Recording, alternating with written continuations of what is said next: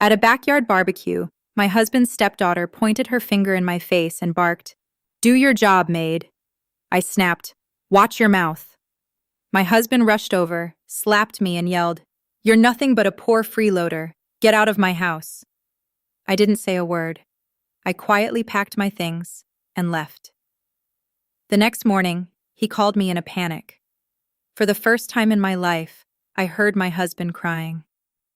My name is Claire Whitmore, and for 10 years I was married to a man who believed a house belonged to whoever spoke the loudest inside it. My husband, Grant Whitmore, owned Whitmore Home Solutions, a mid-sized HVAC and plumbing company outside Nashville. If you asked him, he built that business from the ground up with grit, charm, and an old Ford pickup that had more rust than paint when he started.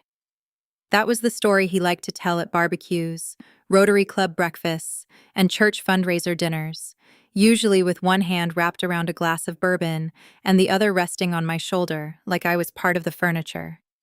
People loved Grant. He had that easy American confidence some men wear like a leather jacket. Weathered, familiar, just dangerous enough to make strangers trust him.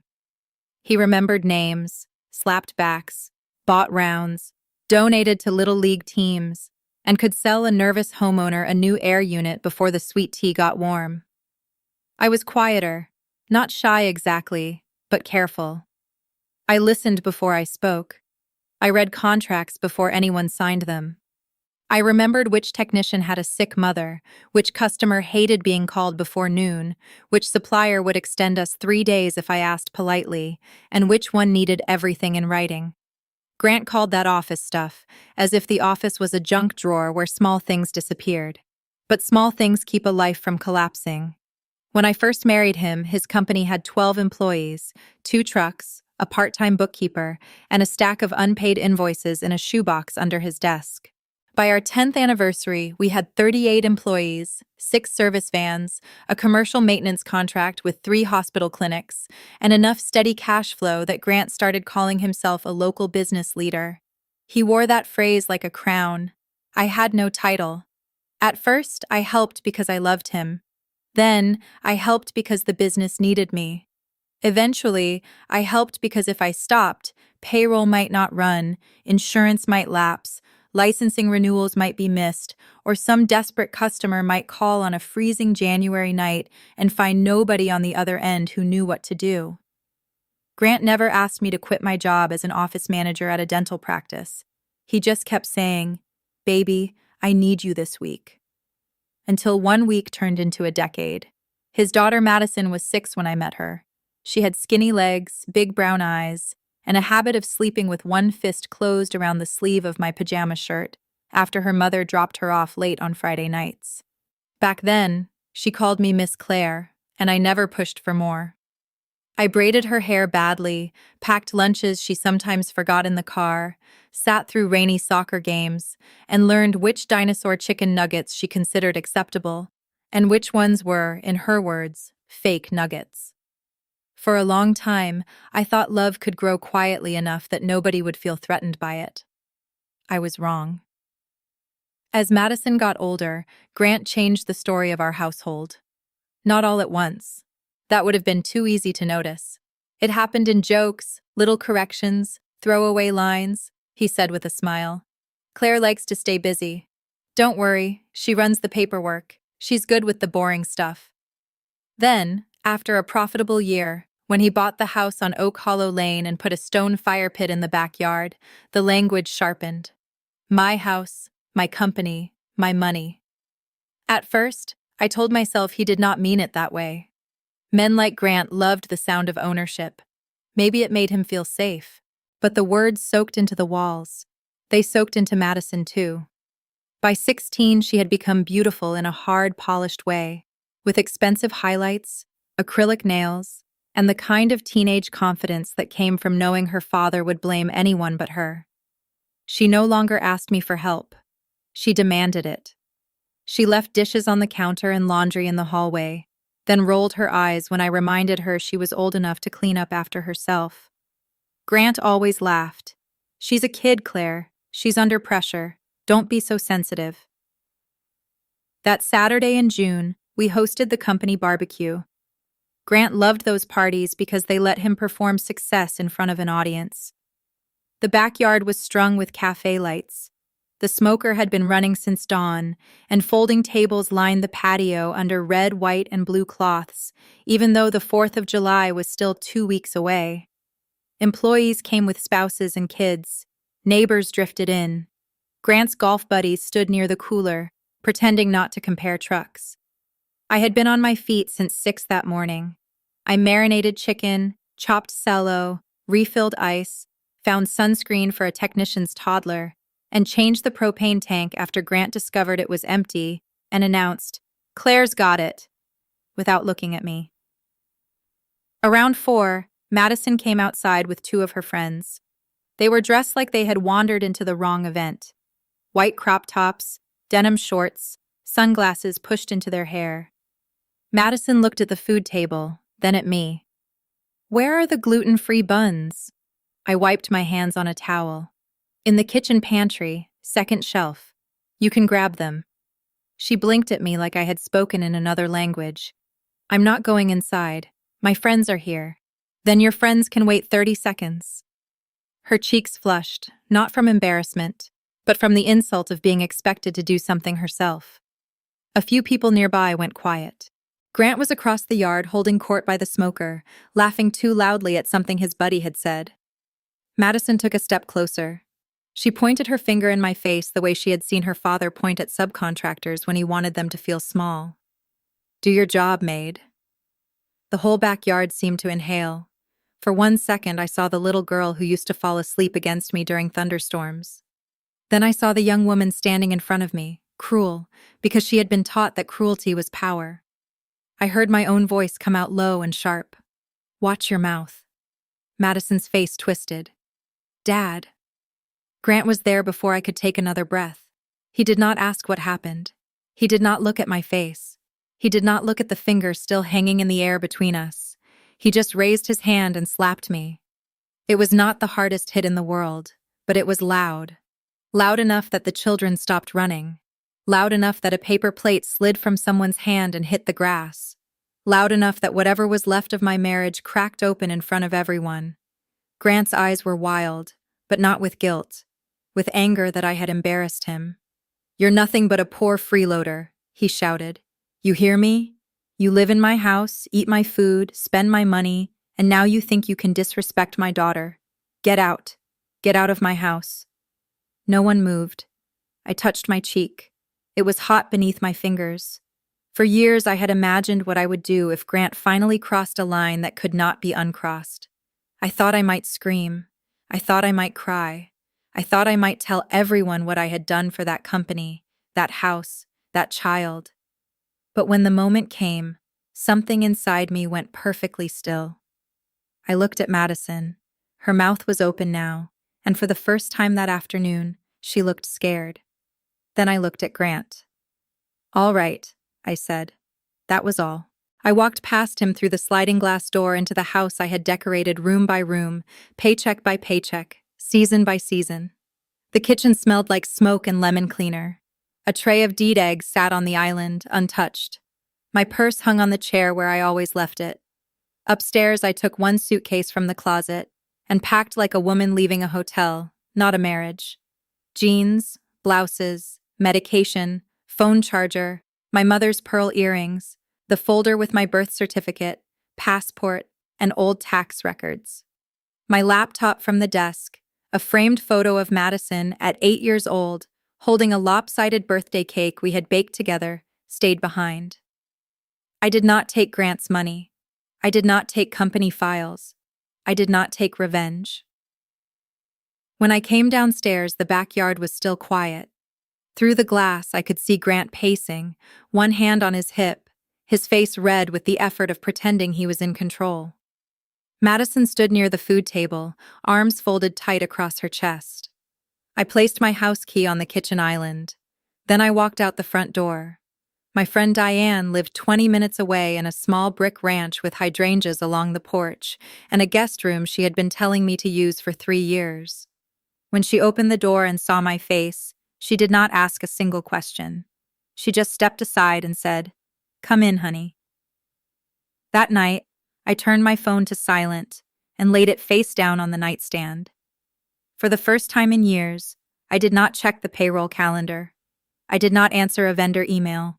I did not remind Grant about Monday's inspection or the insurance certificate due by noon. I simply closed my eyes and let the house I had held together stand on its own. I woke up before sunrise out of habit, my body still convinced it needed to beat everyone else to the day. For a few seconds, staring at the unfamiliar ceiling in Diane's guest room, I reached toward the nightstand, expecting to see my planner, my reading glasses, and the legal pad where I kept the company's weekly priorities. Instead, there was only my phone, face down, silent. I left it that way. From the kitchen downstairs came the smell of fresh coffee and buttered toast.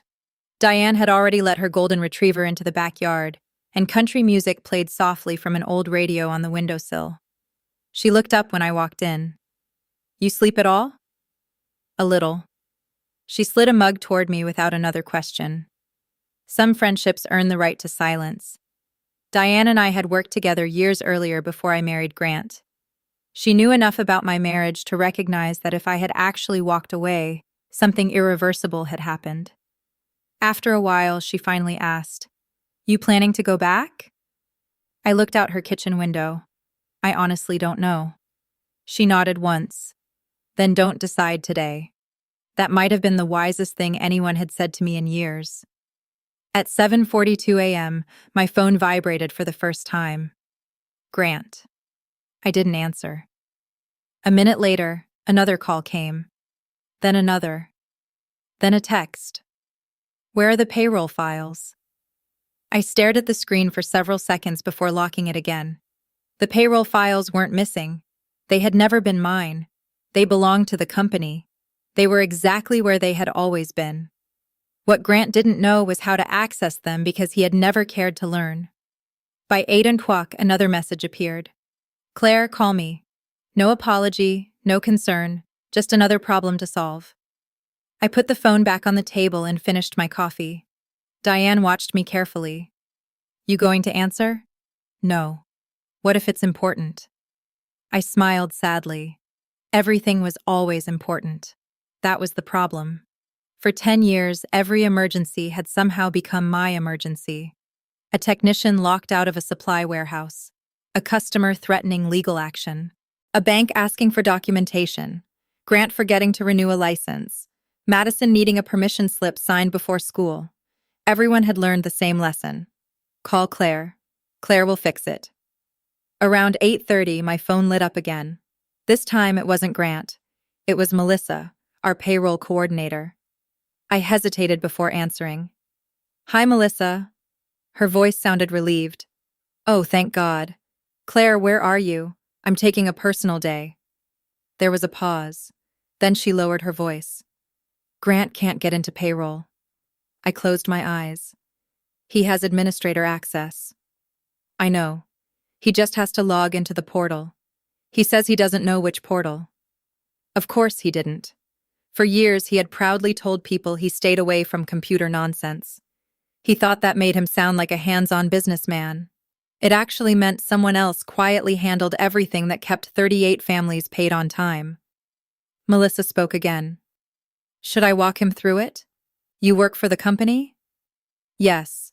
"Then follow company policy." Another pause. "You mean I mean exactly what I said?"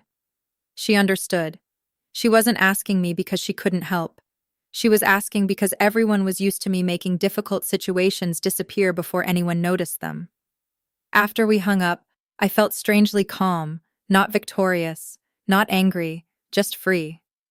At 9:07, another call, this time from Linda at First State Bank. I almost laughed. Grant had forgotten there was a quarterly credit review scheduled that morning. Not because he wasn't told, because I had always reminded him. I let it go to voicemail. 9 minutes later, another call. Our commercial insurance broker, then the attorney who handled our service contracts, then 2 supervisors. By 10:12, my voicemail box was almost full. Diane looked at my phone. Holy cow. I shook my head. "They're not looking for me." "What do you mean?" They're looking for the person who keeps everyone connected. She frowned. I don't understand. I thought about it for a moment. Imagine an orchestra. She nodded. The violinists know their music, the drummer knows his, the pianist knows hers. But if the conductor disappears, everybody starts playing at different times. Exactly. Grant always believed he was conducting.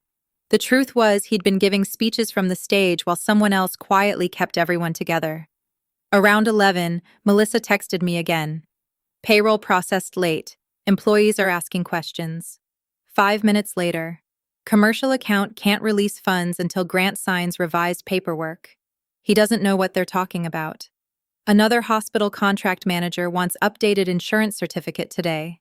Then vendor suspended this afternoon's equipment delivery until paperwork is corrected. I stared at the growing list. None of these problems existed because I had sabotaged anything. Every deadline had existed yesterday. Every document had been waiting. Every procedure had always required attention. I had simply stopped catching them before they hit the ground. That realization hit me harder than Grant's slap. For years, I hadn't just been helping. I'd been preventing disasters no one else even knew existed. At noon, Diane suggested we leave the house. You need air.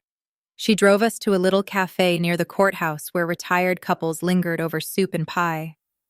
For the first time in months, I ate lunch without checking my email every 5 minutes. Halfway through my sandwich, my phone rang again. Grant. Then immediately again. Then again. I finally answered on the 4th call. I didn't say hello.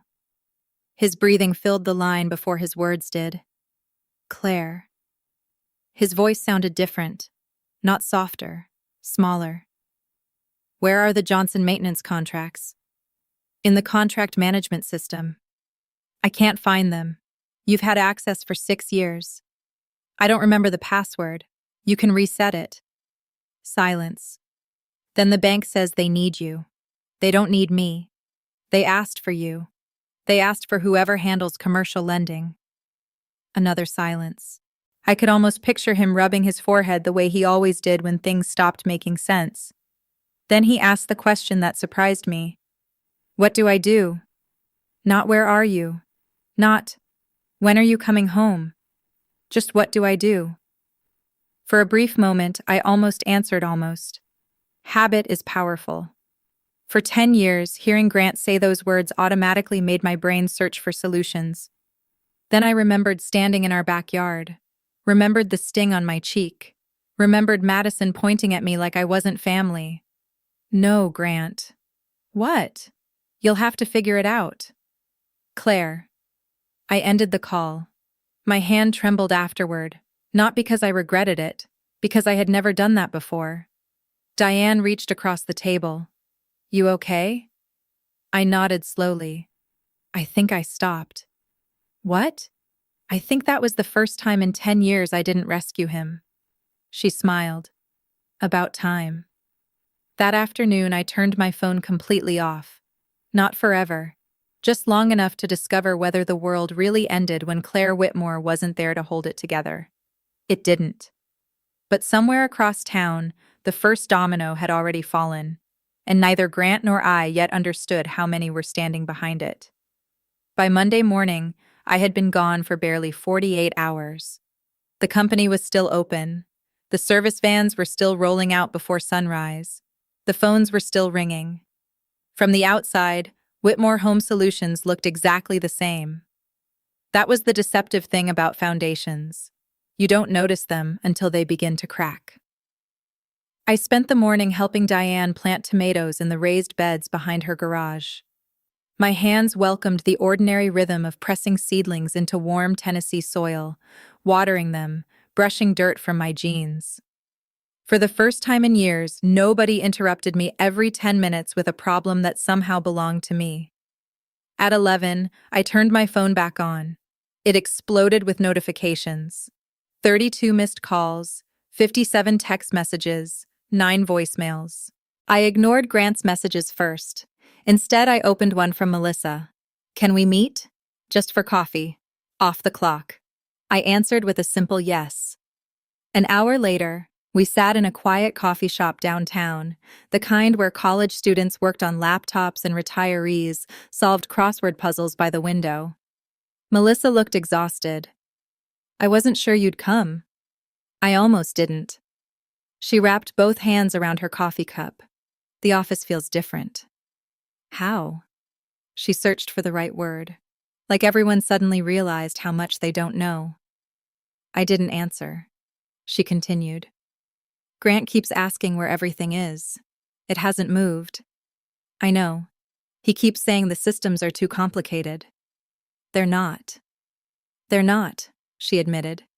They're organized exactly the way you built them. Clears throat. I smiled faintly. I built them so anyone could follow them. She looked at me for several long seconds. That's the thing. What? They can? I frowned. What do you mean? Everyone knows their own part. The payroll process, the dispatch schedule, the maintenance renewals, the licensing calendar. We all know our own jobs. She hesitated, but nobody knows how all of it connects. That sentence stayed with me because she was right. I had never tried to become indispensable. Quite the opposite. Every spreadsheet, every checklist, every calendar reminder existed because I wanted the company to survive without depending on one person. But there was one thing I had never managed to delegate: judgment. When two deadlines collided, when a technician called in sick, when a customer threatened to cancel, when the bank wanted additional documentation while payroll had to clear before noon, someone had to decide what mattered first. That wasn't written in any manual. Melissa sighed. Yesterday, Grant spent 45 minutes yelling because dispatch couldn't find an invoice. It was in the cloud. I know. He was searching the filing cabinets. I couldn't help laughing. Not because it was funny, because it was painfully predictable. Grant always believed the solution to confusion was volume. If something didn't work, he spoke louder. If someone disagreed, he spoke harder. He had spent years believing confidence could replace competence. Melissa stirred her coffee absent-mindedly. The technicians are nervous. Why? They've never seen him like this. What do you mean? He isn't leading. She lowered her voice. He's reacting. That was a dangerous difference. Leaders make decisions before panic spreads.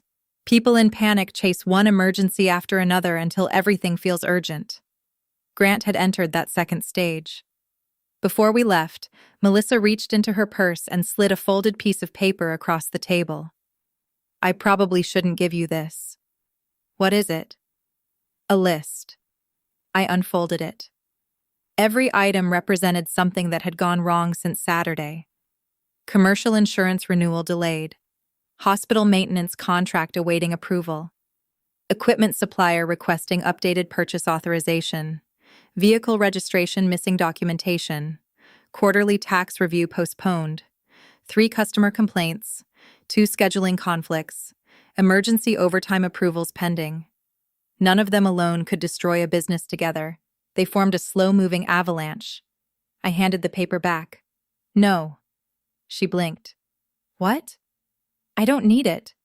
I thought, I know, but if I take that list, you'll start fixing it. I nodded. And that's exactly what can't happen. Melissa looked down. I think everyone expected you'd come back Monday. So did Grant. Are you? I looked out the cafe window. Across the street, an older couple was walking hand in hand toward the courthouse square. They weren't in a hurry. They weren't arguing. They simply looked peaceful. I don't know. It was the truth. I wasn't staying away to punish Grant. I was staying away because I still didn't know whether I wanted to return to a life where my value depended on how many disasters I prevented before breakfast. That afternoon, I finally listened to Grant's voicemails. The first one was angry. Claire, stop acting ridiculous and call me. The second was impatient. The insurance people need information. The third sounded tired. I can't find the renewal folder. The fourth was different. I talked to the hospital administrator today. His voice cracked slightly. They said they always worked things out with you. A long silence, then another message. The bank asked for you. Another. The attorney asked if you were coming back. Another. The supplier said they trusted your judgment. Each voicemail peeled away another layer of certainty. Not because people preferred me, because they had quietly built professional relationships with the person who consistently solved problems. Grant had always assumed those relationships belonged to him. Now he was discovering they had trusted the work, not the title. Late Tuesday afternoon, another call came, this time from Eric, our senior service technician. Eric had been with the company longer than Grant and I had been married. He almost never called me outside business hours. "Hey, Claire." "Hi, Eric. I just wanted you to know." He stopped. "What?" "The guys miss you." "I miss them too. It ain't just that." I waited. "You know what everybody's saying?" "No. They're saying this place feels mean now." His words caught me off guard. "Mean?" "Yeah, nobody's smiling. Everybody's walking on eggshells. He keeps blaming people." I closed my eyes. Grant had always blamed outward before looking inward. When I was there, I quietly absorbed most of that frustration before it reached everyone else. Without realizing it, I hadn't only been managing operations. I'd been protecting people. Eric cleared his throat. "I probably shouldn't be saying all this. You've earned the right." He chuckled sadly. "You know why I stayed 15 years? I figured it was because Grant paid well." "Nah. So why?" "Because every time my wife got sick. You made sure I could leave early." He continued before I could answer. "When my truck broke down, you loaned me yours. When my daughter got into Vanderbilt, you organized that surprise bonus." I had forgotten half of those moments. To me, they had simply been the decent thing to do. Eric's voice softened. "I don't think Grant even knows you did any of that." "No, he doesn't. I don't think he ever asked." After we hung up, I sat alone on Diane's back porch until the sun slipped below the trees. For years, I had believed my work disappeared the moment it was finished. A payroll processed, a crisis avoided, a contract renewed, invisible work, invisible woman. But maybe kindness leaves records no spreadsheet can track. Meanwhile, somewhere across town, Grant was finally beginning to see what everyone else had quietly known all along. The company hadn't been running because one man stood at the front. It had been running because someone unseen by almost everyone had spent 10 years making sure everyone else could do their jobs. And now, for the first time, that invisible foundation was gone. Wednesday morning, I found myself standing in front of my bedroom closet at Diane's house, staring at two blouses as though choosing one over the other might somehow answer the questions that had been following me since Saturday. Neither one did. I picked the blue one anyway. Diane glanced up from the newspaper when I walked into the kitchen. "You going somewhere?" "I have an appointment with my attorney." She smiled faintly. "Good. I feel guilty." "You shouldn't." "I know, but I do." She folded the newspaper carefully. "Claire, guilt is what decent people feel when they stop allowing themselves to be used." That sentence followed me all morning.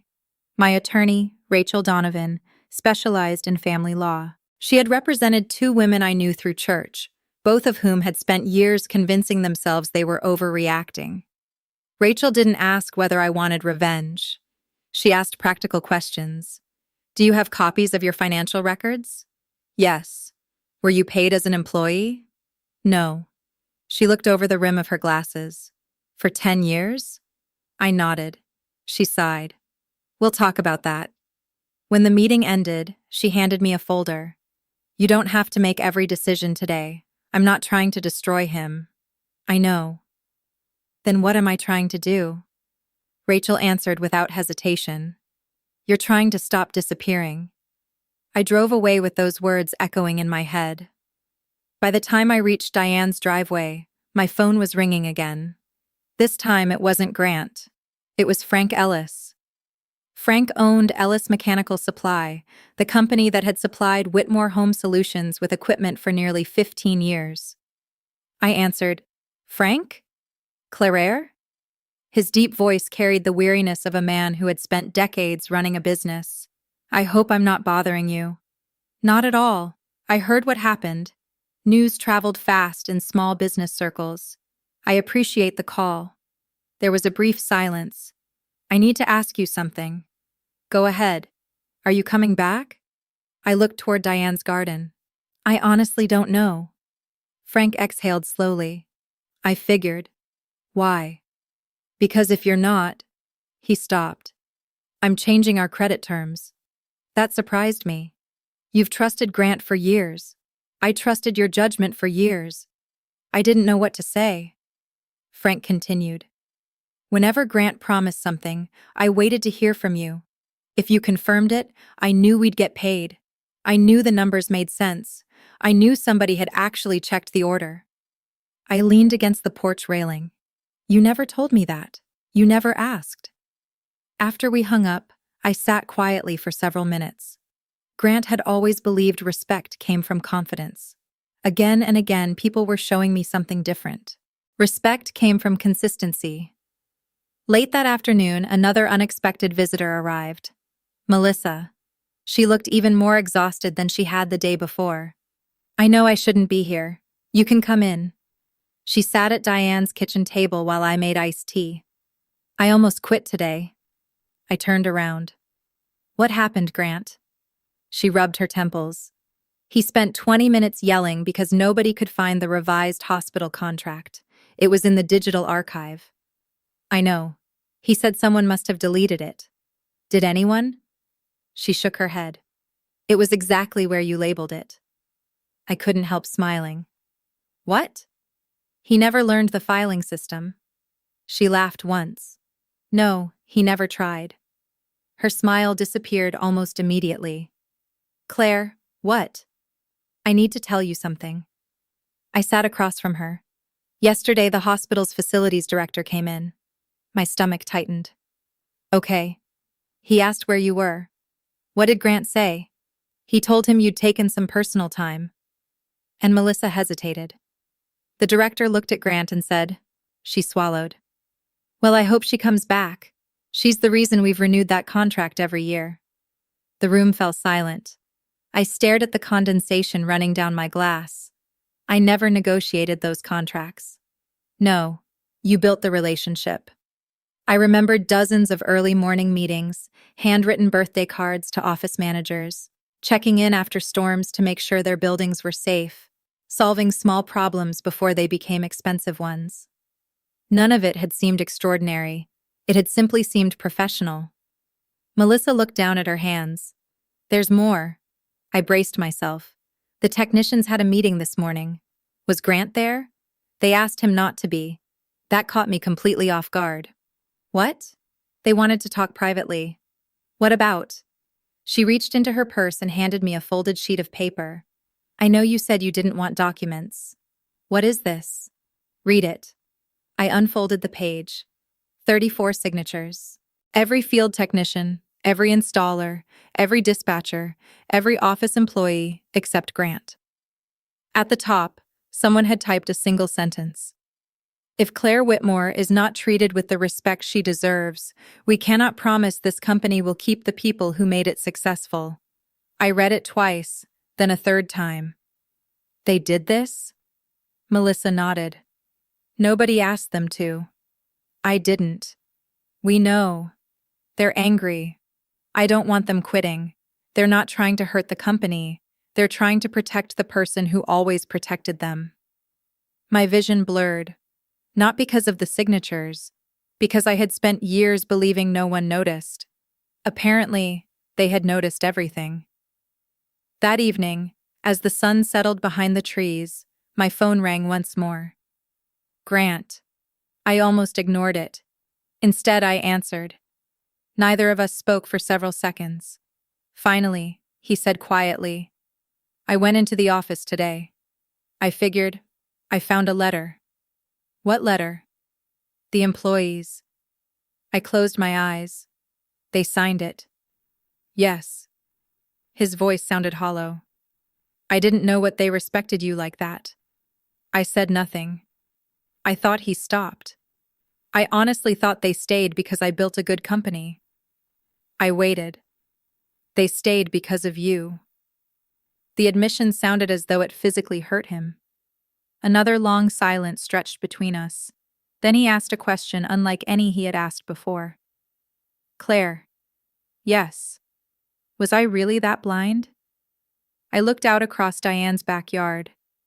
The tomato plants we had planted 2 days earlier were already standing a little straighter. Sometimes all living things needed was room. I don't think you wanted to see it. His breathing caught. I don't know how to fix this. For the first time since I had walked away, I believed him. He wasn't asking where a file was or how to reset a password or which customer needed calling. He was asking something much harder. How do you rebuild trust after spending years tearing down the person who quietly built your life? I didn't have an answer. Neither did he. And perhaps that was exactly where true accountability had to begin. Grant did not come to Diane's house that night. For that, I was grateful. There are moments in a marriage when a person finally says the right thing, but the wound is too deep for the right thing to become a bridge. His question stayed with me long after the call ended. Was I really that blind? The honest answer was yes. But blindness is not always an accident. Sometimes people close their eyes because seeing the truth would require them to change. The next morning I met Rachel again. She had reviewed the financial records, the mortgage documents, the tax returns, and the years of unpaid labor I had poured into Grant's company. She did not look shocked this time. She looked prepared.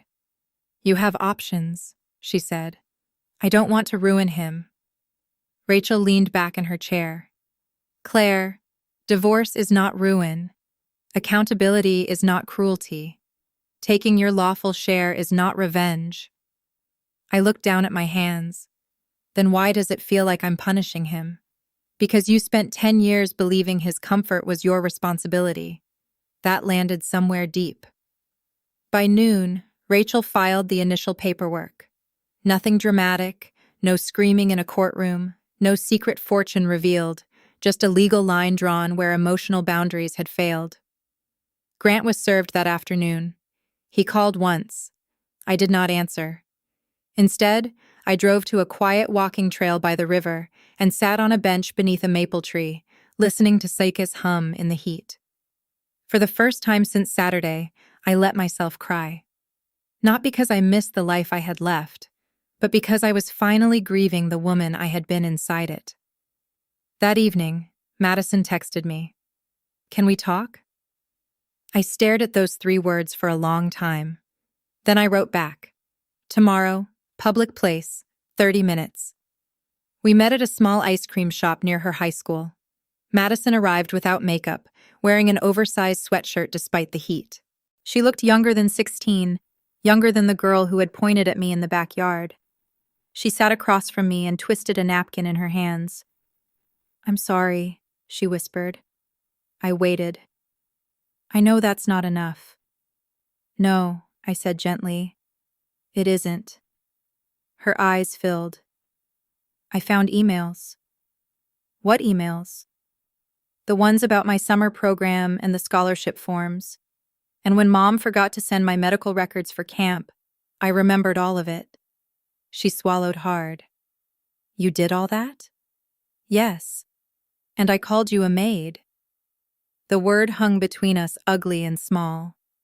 Madison began crying, not loudly, but with the helpless shame of someone finally seeing herself clearly. I thought Dad was the one who handled everything. I know. He said you liked doing that stuff. I did like helping you. She looked up, but not being treated like nothing. I said nothing because she needed to hear herself say it. Madison wiped her face with her sleeve. Are you ever going to forgive me?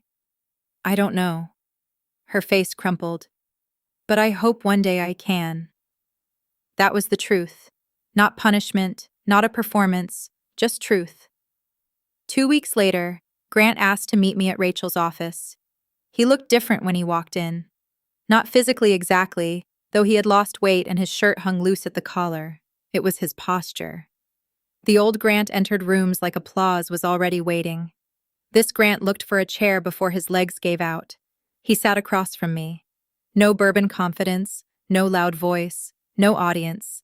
Just a man and the consequences he had earned. I'm not asking you to come back, he said. Good. He nodded, accepting the blow. I thought I built everything. I looked at him calmly. No, Grant, we built it. His eyes reened. The difference is, I never needed everyone to know. He covered his mouth with his hand. For a long moment he could not speak. Then he whispered, I'm sorry. I believed he meant it.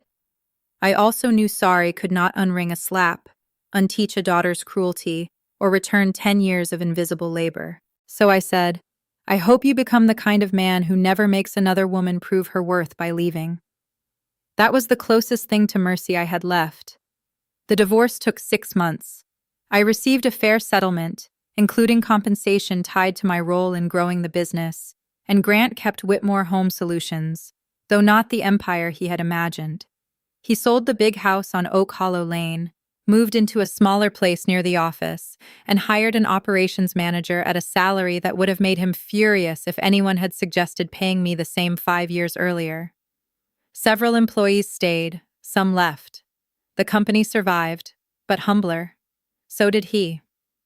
Madison and I did not become mother and daughter again overnight. Life is not that neat. But once a month, she asked me to meet for coffee. And sometimes she told me about school, college applications, and the slow, uncomfortable work of becoming kinder than the house that raised her.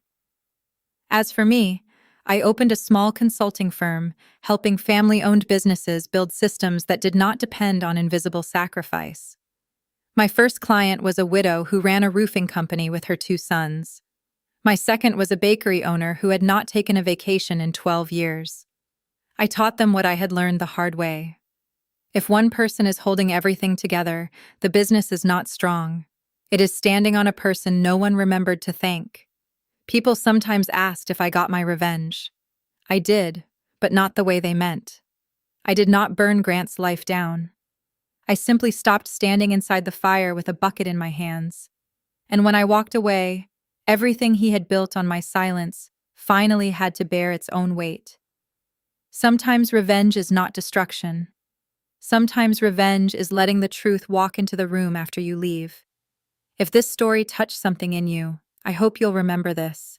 Never mistake quiet loyalty for weakness, and never take for granted the person who keeps your world from falling apart.